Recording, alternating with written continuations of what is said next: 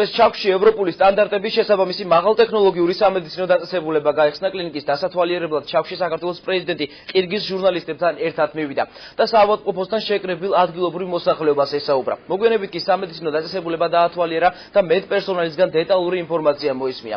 20 საათზე გათვლილ კლინიკაში 100-მდე მედიკოსია დასაქმებული, რომლებმაც გადამზადების კურსები და ტრეინინგები გაიარეს. კლინიკაში პაციენტებს ყველა სახის სამედიცინო დახმარების მიღება შეუძლიათ. საავადმყოფოში გინეკოლოგიური, თერაპიული და ქირურგიული განყოფილებები ფუნქციონირებს. პაციენტების მომსახურებისთვის საჭირო აპარატურა კი ევროპიდან ჩამოიტანეს. კლინიკას სადაზღვევო კომპანია იმედიელმა ააშენა და 3,5 მილიონი ლარის ინვესტიცია ჩადო.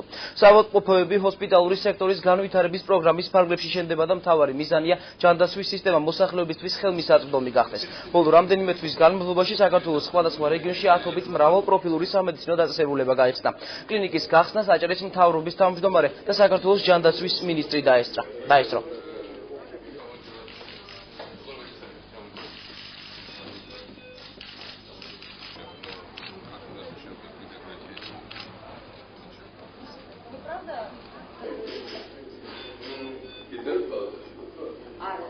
ესენი ხონდა ბუდოშაურში ორი წელი შაშანტინამდე და იყო რიგები და ვისი ბავშვი მოხდებოდა.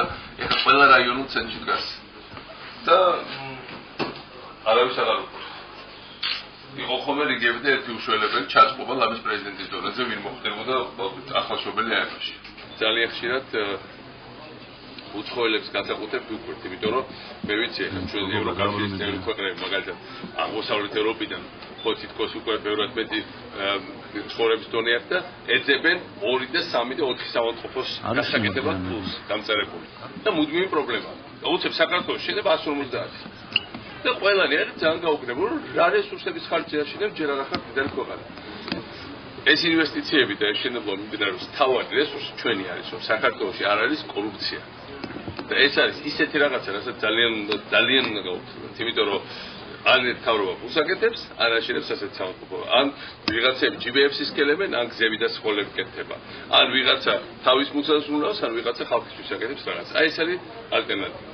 და ეს უნდა გვესმოდეს, მე მართლა მიმაჩნია, რომ ეს არის ერთ-ერთი ყველაზე მნიშვნელოვანი ისტორიული გარღვევა ჩვენი რეფორმების შედეგების კუთხით, აი ეს საავადმყოფოები.